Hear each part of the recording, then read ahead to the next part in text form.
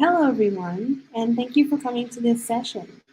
So today we have Emily Drwiega, and she's a visiting clinical assistant professor of pharmacy at the University of Illinois at Chicago. Emily graduated from pharmacy school at Butler University in Indianapolis, Indiana, and then completed a PGY1 and infectious disease PGY2 at Grady Hospital in Atlanta, Georgia. She recently completed an infectious disease pharmacy fellowship at UIC. Thank you so much, Emily, for doing this presentation today. Thank you all for having me this afternoon, and welcome everyone for the end of a wonderful day of presentations. So thank you for joining me. I am delighted to be talking to you all today about beta-lactam allergies. And so hopefully by this point you can see my screen. I have nothing, excellent. I have nothing to disclose with regards to the presentation. And my objectives for this presentation include describing risks associated with misreported antibiotic allergies, classifying different types of antibiotic drug reactions, including hypersensitivity reactions, and then finally discussing some challenges and strategies of delabeling penicillin allergies. So I just want to begin by reminding us all of the importance of beta-lactams as an antibiotic class as a whole, including the many uses of penicillins for various organisms and infectious syndromes. Beta-lactams are not just important, but the drug of choice for many infections, of which I've listed some key examples on this slide. Some of these include infections such as meningitis, skin and soft tissue infections, oral cavity infections, and syphilis. Not only are beta-lactams the most narrow spectrum option for these infections, but they're also the clinically optimal choice in many cases. When our first line or drug of choice beta-lactam cannot be used, such as in the setting of an allergy, this can cause a problem for patients. Overall, about 10% of the US population reports a history of a penicillin allergy. That being said, studies have demonstrated that more than 95% can actually tolerate beta-lactams, and a true IgE or T lymphocyte-mediated hypersensitivity is very uncommon. This suggests that we may be avoiding beta-lactams due to reported allergy when it may not be necessary. I alluded to this on the last slide, but I really want to emphasize the potential implications of beta-lactam allergies on patient care.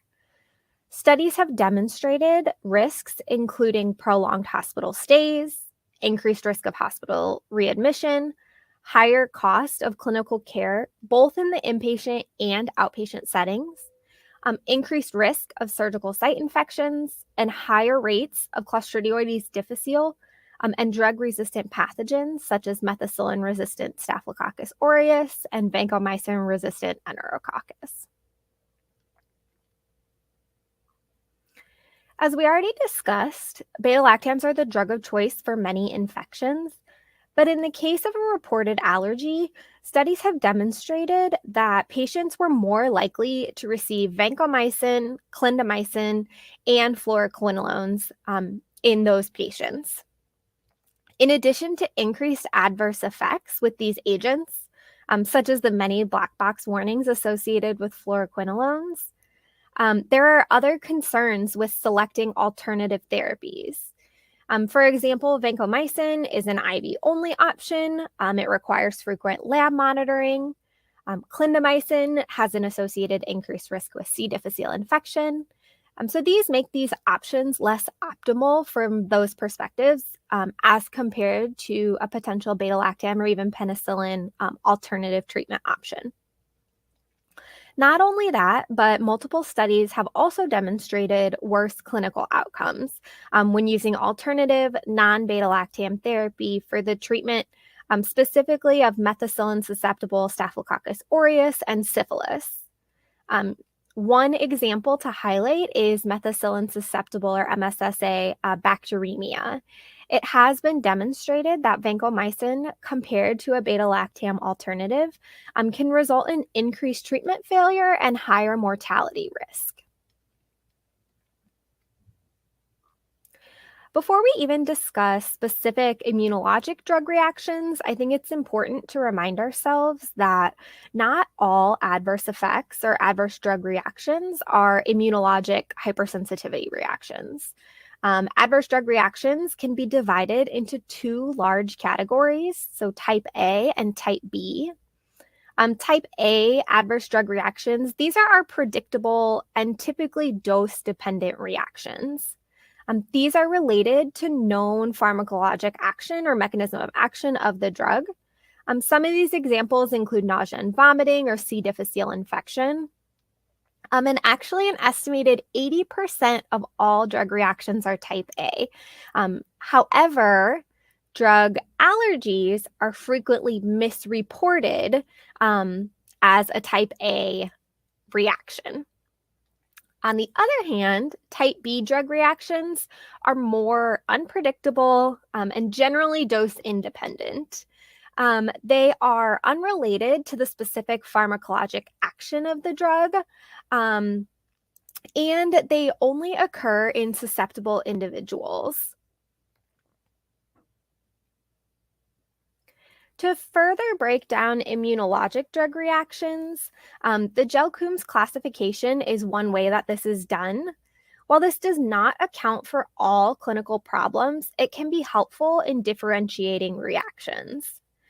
Penicillin specifically can cause all 4 types of these reactions. Without going deep into the weeds of specific immunologic mechanisms, I will briefly go into the 4 types of reactions, but save kind of the nitty-gritty mechanisms for a later date. Type 1 reactions are immediate IgE-mediated reactions that require prior exposure and sensitization. This type of reaction presents as things like anaphylaxis, angioedema, urticaria, and bronchospasm. And it typically occurs within minutes to hours of administration. This type of reaction will be the focus of the presentation today in terms of further discussing challenges and strategies of delabeling. This is kind of our classic group of when we think of a antibiotic allergy, something like anaphylaxis or angioedema. This is kind of that classic group. Type 2 reactions are cytotoxic reactions and target cell membrane structures of erythrocytes, leukocytes, or platelets, leading to cell destruction or sequestering. This can present as hemolytic anemia or thrombocytopenia. For type 3 reactions, antibodies are formed within 4 to 10 days typically, and as a result of complement activation and deposition in small vessels, neutrophils are recruited, enzymes are released, and tissue damage can lead to local vascular inflammation, small vessel vasculitis, and serum sickness. And then finally, our type 4 reactions. These are cell-mediated and considered delayed reactions. They typically occur at least 6 hours after administration, but they can occur anytime during the course and for up to weeks after completion. This is due to T cell activation, and this can include anything from a drug rash with eosinophilia and systemic symptoms or DRESS, Stevens-Johnson syndrome and toxic epidermal necrolysis, SJS and 10, or AGEP or acute generalized exanthematous pustulosis.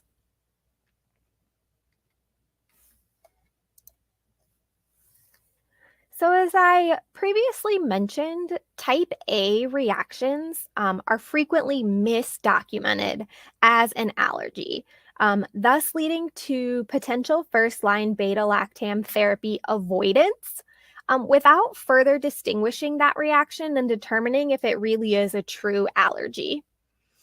Identifying the need for alternative therapy, given the potential consequences, is extremely important. And so now I want to transition and spend some time discussing how to actually go about potentially delabeling beta-lactam allergies and some of the steps that can be taken. So when a patient presents with a reported penicillin allergy, 4 key steps can be taken. History and patient interview, potential testing or desensitization, education, and documentation. The bulk of the remainder of my presentation will be spent diving into these 4 steps and how you can go about performing and implementing them. So beginning with the critical step of determining a patient history and performing a patient interview. Before even talking to a patient, a thorough chart review can be helpful to garner previously documented information. Between chart review, talking to perhaps a patient's outpatient pharmacy, and then interviewing the patient or maybe their family members, the following questions should be attempted to be answered. In my opinion, this is potentially one of the easiest steps that we can take as healthcare providers to help delabel allergies if we're willing to take that extra time to maybe dig a little into the chart, spend that time talking to the patient, even in the setting where we have less resources to go about implementing other testing or desensitization type programs. This is something that is somewhat easier if we can take that time to talk to our patients. So first, determining the patient's medication history by finding out what specific medication they had the reaction to. In the electronic health record, it may just be reported as penicillins as a whole or a drug class as a whole. So determining what the specific medication was is extremely important.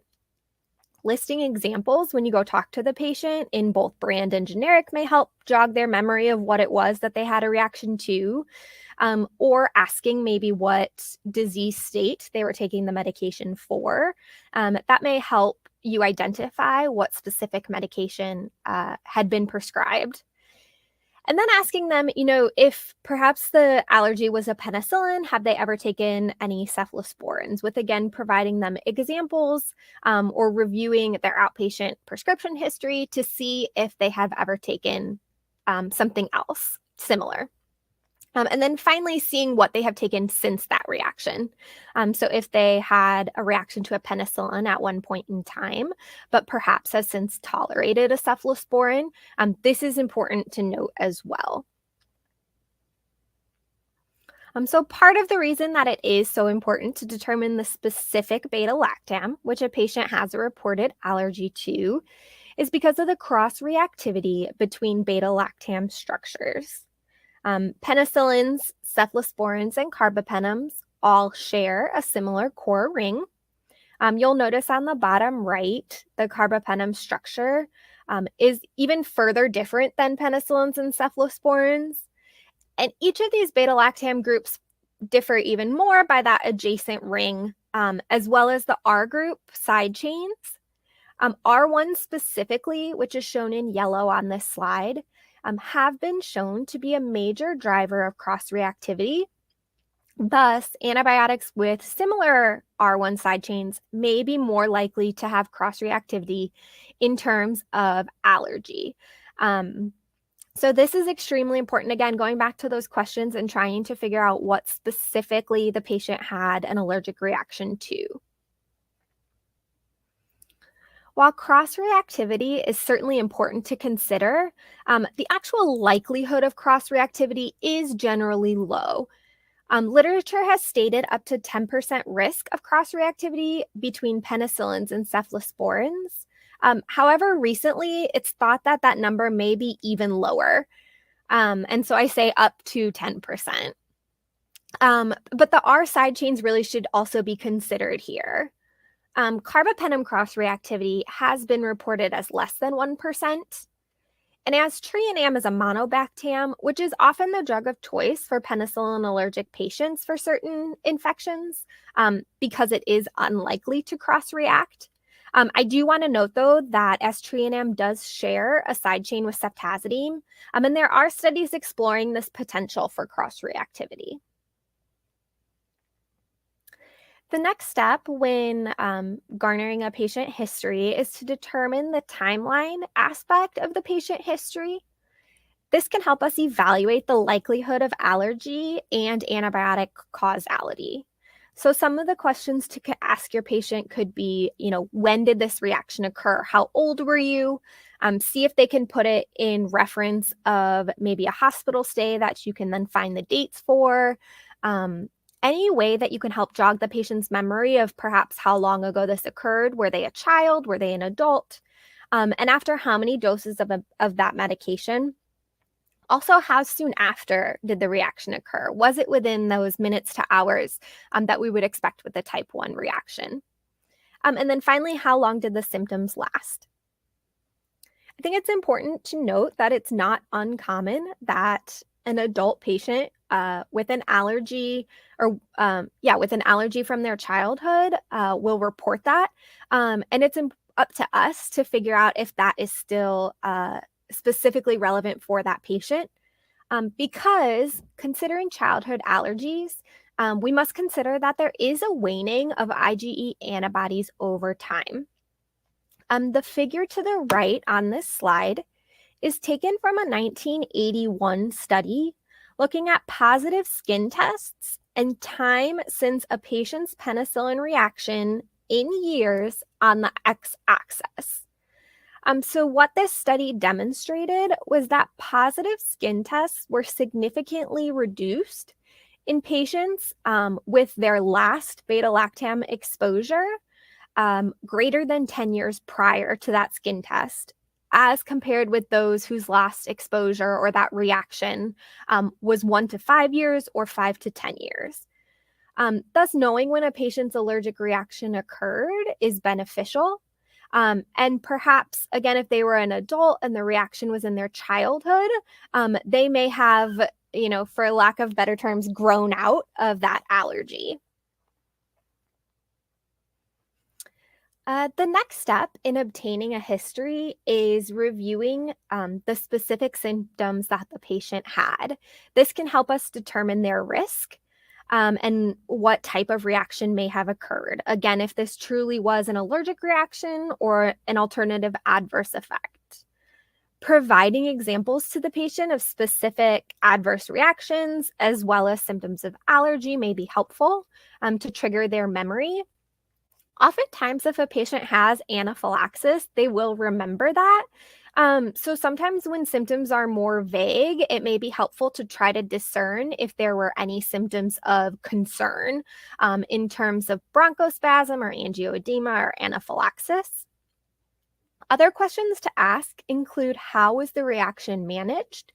Was that medication stopped as a result of the reaction?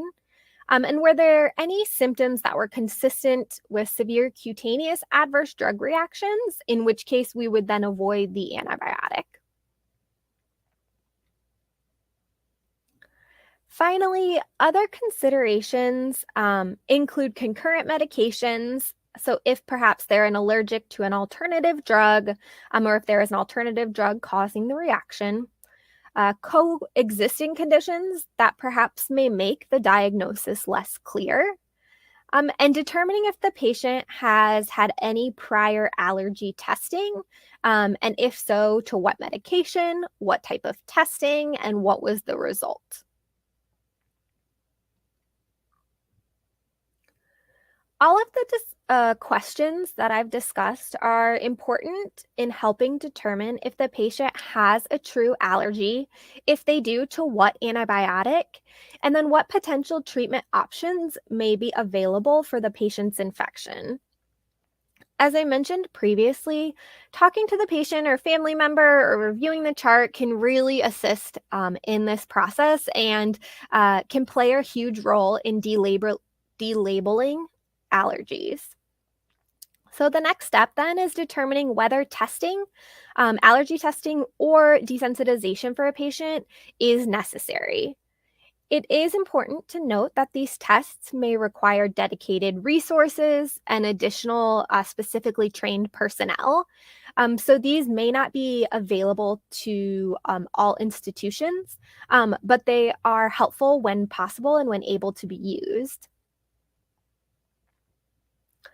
So again, using the questions previously discussed, one possibility is to directly delabel a patient's allergy. So this includes adverse drug reactions that are those type A reactions that are not actual allergies, identifying specific drug allergies rather than a drug allergy class that may be listed on a patient's health record. Perhaps we can delabel the class allergy and just list a specific drug allergy. Or by identifying beta-lactams that have been received with no issues since a prior reported reaction.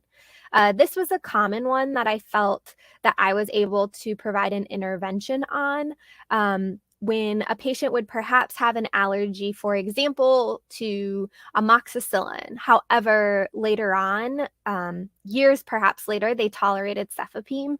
Being able to go in and add that comment that while they may have an allergy, they may have tolerated something else. When direct delabeling is not possible, that's when some of these other testing methods that may be more resource intensive can be considered. So the first is serum-specific IgE testing. This is infrequently used, but it's a serum test which can detect drug-specific IgE in the serum. While other tests include exposure to the patient, a benefit of specific serum testing is the absence of allergic reaction risk to the patient. However, this test generally has poor positive and negative predictive value, is often a send-out lab, and it makes results difficult to interpret and clinically evaluate and utilize results in real time. The next potential testing option is the graded challenge or test dose method. There are two different strategies commonly used. So the first involves giving 10% of the total dose. And if the patient has no response in 30 to 60 minutes, then the remaining 90% can be given with continued monitoring for at least 60 minutes. Alternatively, a full dose can be administered and the patient can be then closely monitored after that. This does require additional nursing resources to perform that monitoring. So that is an additional resource necessary for this type of testing. On hand, you should also have the following medications should the patient have a severe reaction that would warrant epinephrine, antihistamines, glucocorticoids, or a bronchodilator. This strategy should only be used in the setting of a low likelihood of allergy. Again, you're essentially giving the patient either a partial dose followed by the remaining or the full dose. So really, this should only be used in the low likelihood of a true allergy. It's important to note that this should not be performed in any patients with a severe allergic history, anaphylaxis, hemodynamic instability, or concurrent steroids or antihistamines. This can be done with or without prior skin testing, and I'll talk about that in a minute, depending on that level of risk or likelihood of allergy.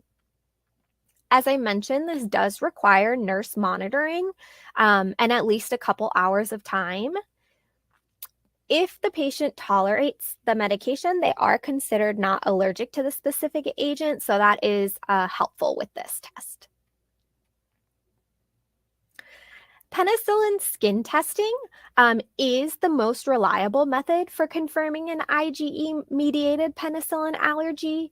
A negative test does indicate that the patient has no greater chance than the general public of having an allergic reaction. This has been historically performed in outpatient allergy specialty clinics. Penicillin skin testing is a little bit more resource intensive. It does require 2 rounds of skin testing, the first being a prick. And if that is successful, meaning a negative test, then you proceed to the intradermal test. It typically contains 4 components, both major and minor determinants of penicillin, though the minor determinants are not commercially available in the US, so there is an alternative diluted penicillin that can be used, and then a negative and a positive control. This does require additional pharmacy resources to prepare this, nursing resources, typically allergy specialists for administration, so a little more labor intensive. A positive test is defined as an increase of at least 3 millimeters in wheel diameter compared to the negative control, whereas a negative test, meaning they have no increase in blood size 20 minutes after the administration of that dermal test for the major and minor determinants. Penicillin skin testing does have a very high negative predictive value, which is why it can be beneficial. And as I mentioned when I was discussing direct oral challenges, oftentimes the penicillin skin testing is followed by a direct oral challenge. And in that case, our negative predictive value is even higher if both tests are successful. The likelihood of a systemic adverse reaction has previously been reported as 0.16% among a study of about 20,000 patients exposed in skin testing to the major and minor determinant. While it is recommended to have those same medications on hand, the epinephrine steroids and bronchodilator, as well as antihistamine, in the event of a systemic reaction, though it is extremely rare. Penicillin skin testing has demonstrated cost savings in multiple studies. While supplies are estimated to cost about $140 to $160 per patient, the cost savings have been demonstrated for both inpatients and outpatients. These cost savings have been demonstrated as being a result of the cost of testing in comparison to hospital bed days, the number of outpatient visits, the antibiotic use or specific antibiotic that they used as a result of having potentially a negative skin test, and then other diagnostic testing that was necessary. In the event of a true confirmed penicillin allergy or high suspicion with no available testing, desensitization can be considered as an option. This was actually first done during World War II in a soldier with penicillin anaphylaxis. But it's important to remember it's a temporary induction of drug tolerance. So this does not prove if a patient is allergic or not. It is performed by administering incremental, increasing doses of the necessary antibiotic. It's extremely resource intensive, requiring a lot of time for preparation of doses and close nurse monitoring. This is done over hours of time. Many institutions require the patient to be in an ICU while this occurs for that close one-to-one monitoring by a nurse. So this is resource intensive. There are multiple dosing schemes that are available in the literature, depending on the specific antibiotic, to help guide that titration for that incremental increasing doses for a variety of antibiotics. Two of the downsides, I would say, to desensitization include that you have to delay the initiation of the appropriate therapy. So as I mentioned,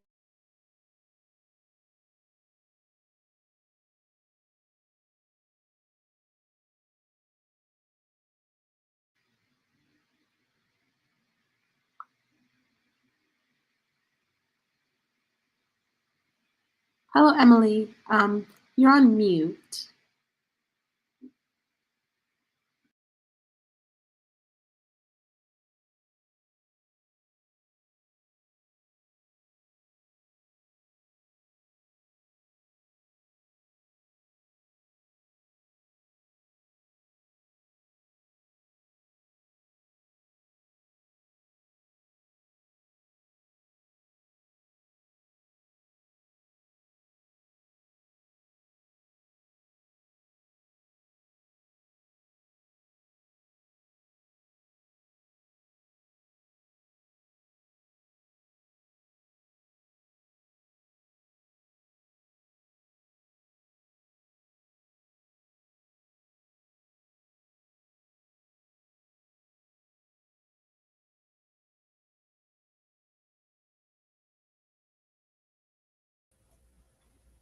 How about now? Can you hear me?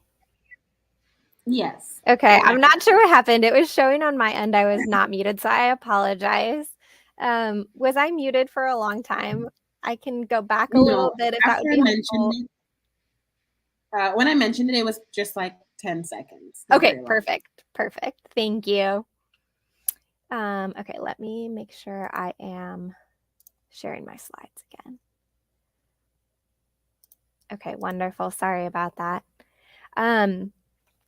So in terms of desensitization, so my two downsides, delayed initiation of appropriate therapy, and then the second being that this is only a temporary induction of drug tolerance, and therefore if patients miss doses, the whole desensitization may have to be repeated.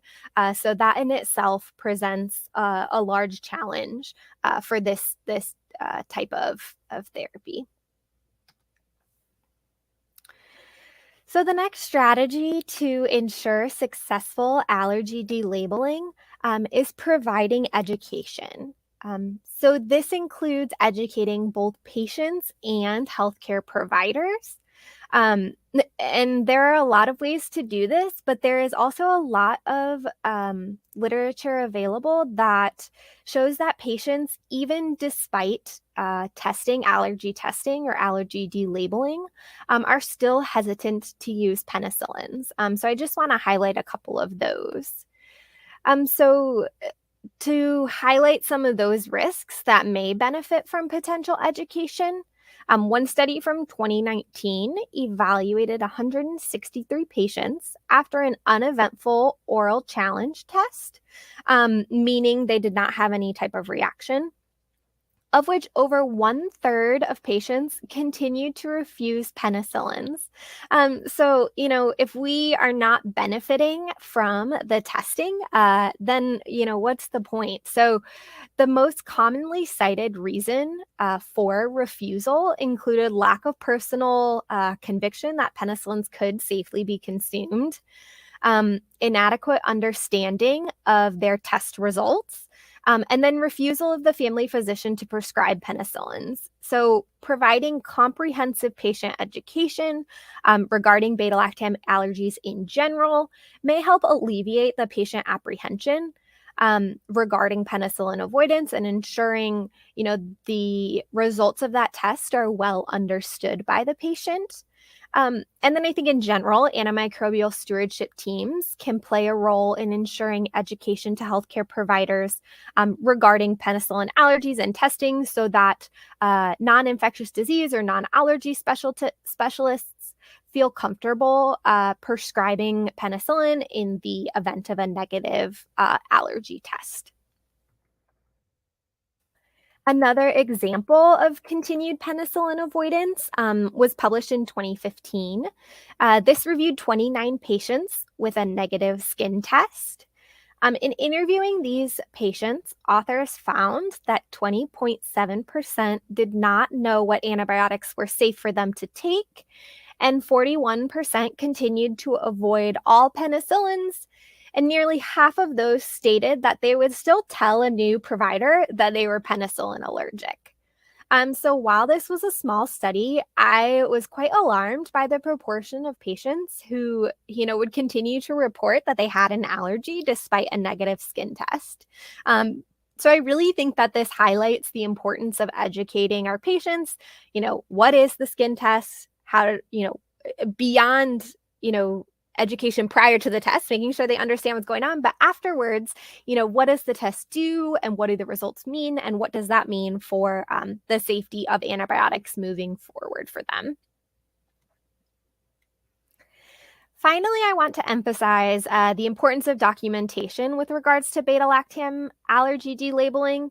Documentation in general is not, new. This is something that we in healthcare talk about being extremely important all the time. But with specific regards to beta-lactam allergy delabeling, there is unfortunately some studies that demonstrate that we are not doing a great job of this. So documentation in general includes inputting results and date of any type of testing. This includes documenting successful challenges, negative or positive tests. All providers should know that a patient did tolerate a beta-lactam, even if that was after a prior failure. So any type of beta-lactam history should be documented. After specifically something like a negative skin testing, allergies can be resolved, and thorough documentation of the test, the results, and the date of that should all be documented in the patient's medical chart. A critical step is informing other members of the patient care team, particularly those that maybe don't share an electronic health record. One prime example would be outpatient pharmacies. I think this is really crucial in preventing delays in filling antibiotics.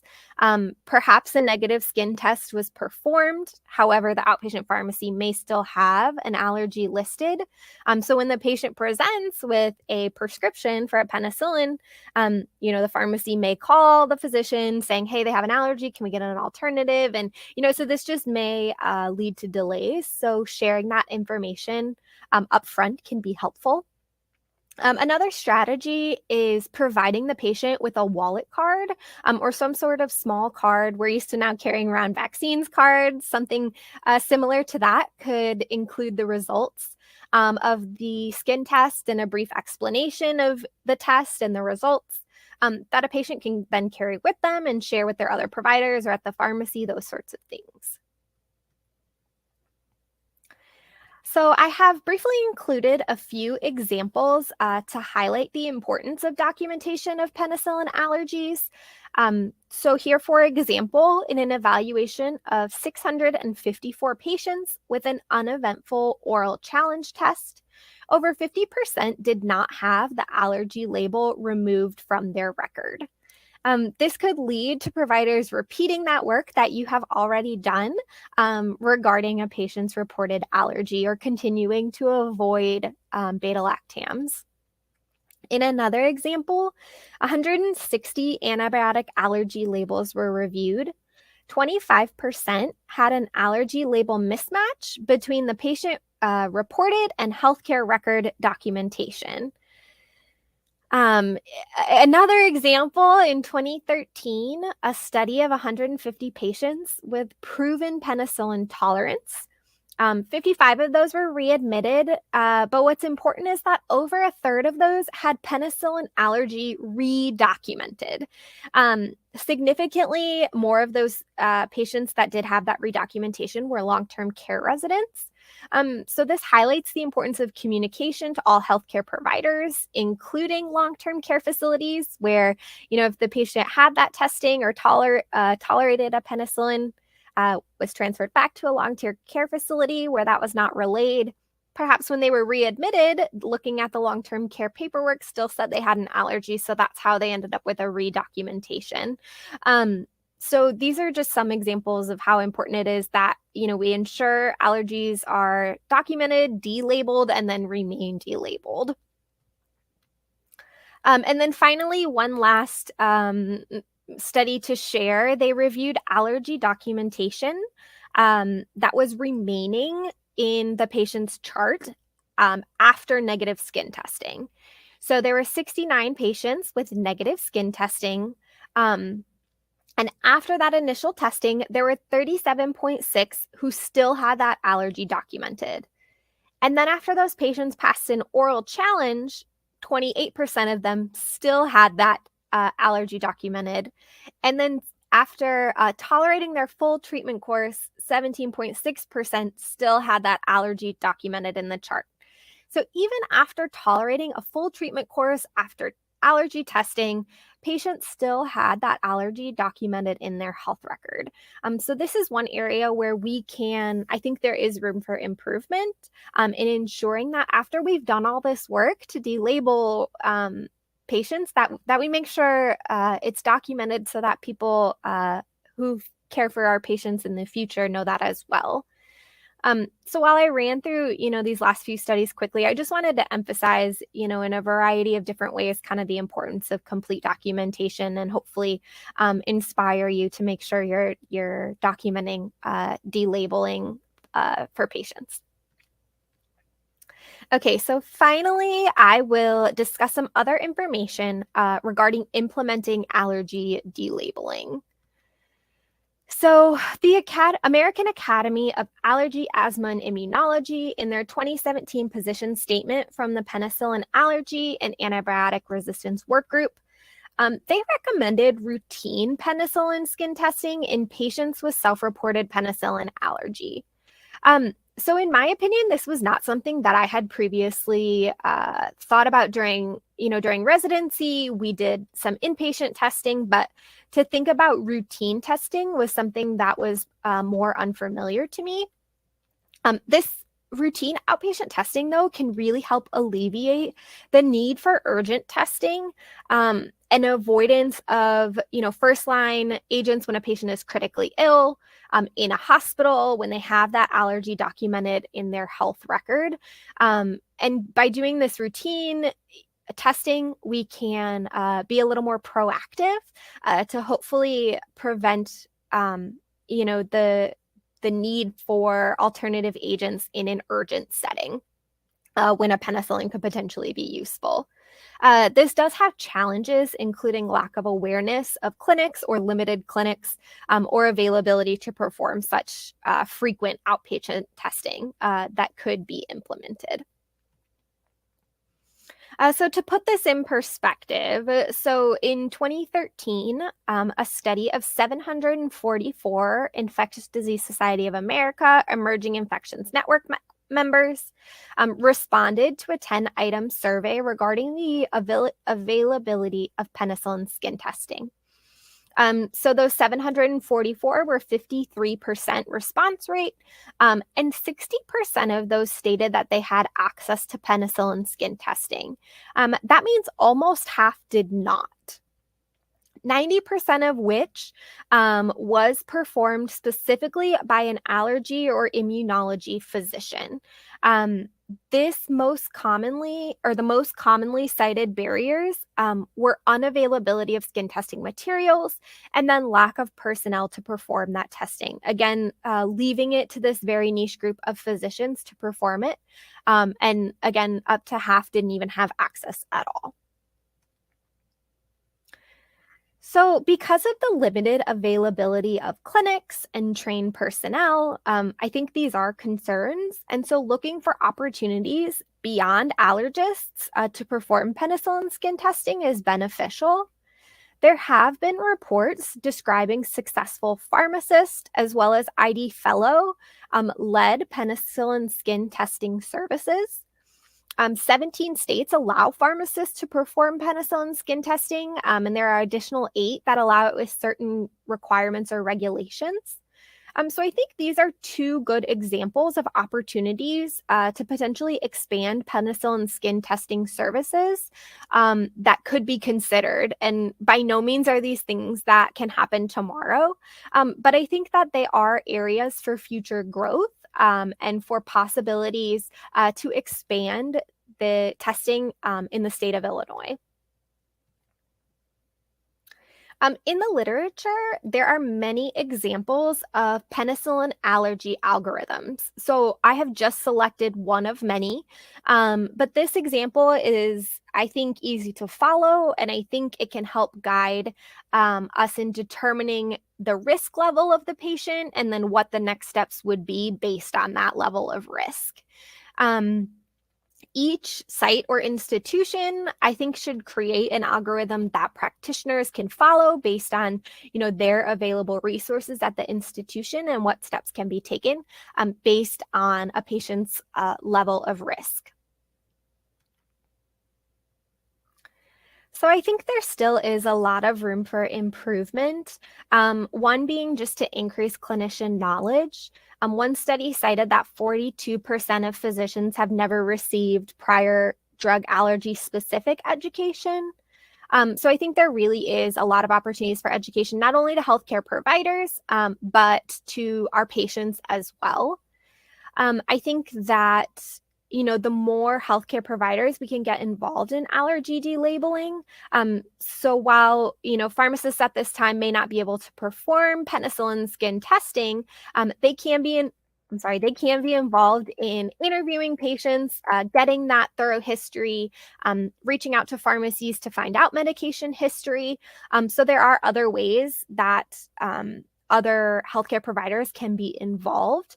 As I mentioned, nursing monitoring is critical for some of these testing, and infectious disease providers, of course, can be helpful. So I think there are a lot of other ways to get healthcare providers involved in allergy delabeling. And then finally, there are some penicillin skin testing courses available for providers. Again, it's dependent on the state in terms of availability for that. But in general, when thinking about antimicrobial stewardship and how that relates to delabeling allergies, of course, starting with forming a team, just like we do for our antimicrobial stewardship team, with a lot of similar players involved. But including an allergy or immunology lead in addition, a pharmacy lead, of course, our nursing colleagues, and then program support, our data analysts, and our IT to help us build. One example I can think of that involves intensive IT support would be building that desensitization protocol or titration into an electronic health record. There's a lot of steps involved in that, so assistance in building that sort of thing.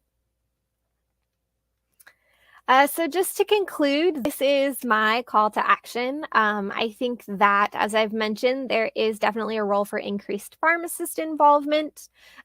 We as providers in general can do an improved job with education and outreach.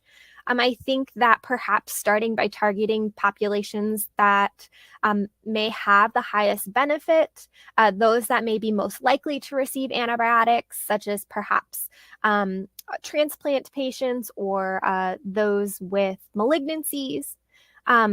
I think it's important that there's further information regarding reimbursement for testing. I think this is an area of challenge just in terms of determining inpatient versus outpatient and what sort of reimbursement is available.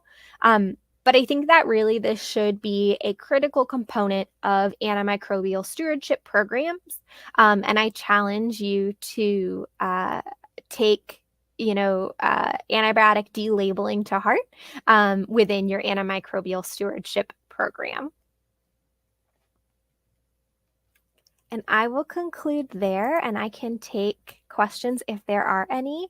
Otherwise, I know it's the end of the day, so I don't want to keep you here any longer. Thank you so much, Emily. That was a great presentation. So if anybody does have any questions, you can type them in the Q&A chat for Emily.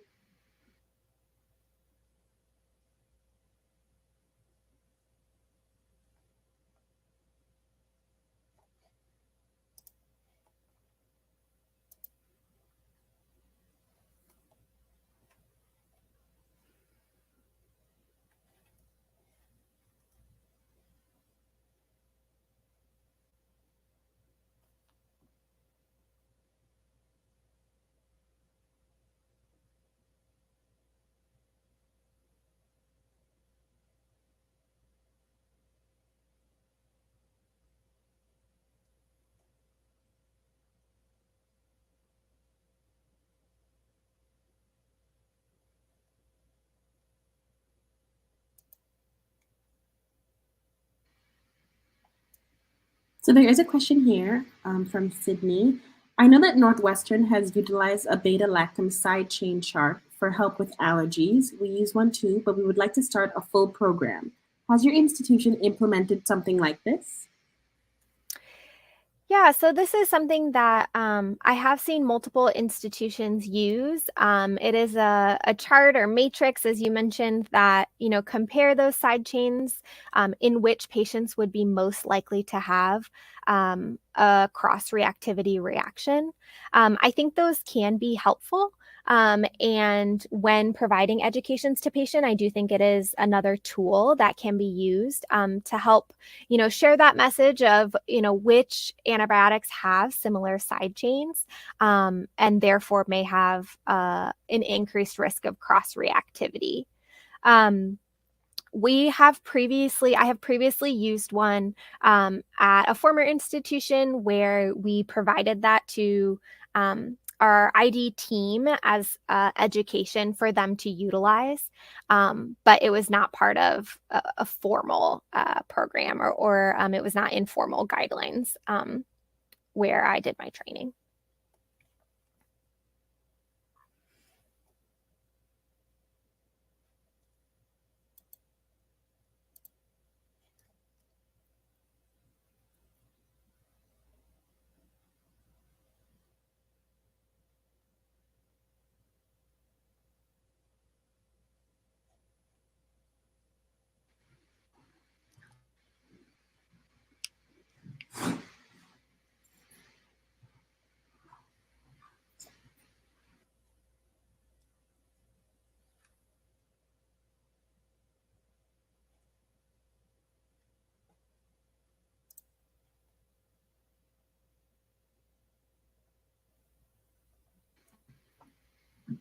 If there are no more questions, once again, thank you so much, Emily. And then thank you, everybody, for sticking to the end of the day. And it's been a long day.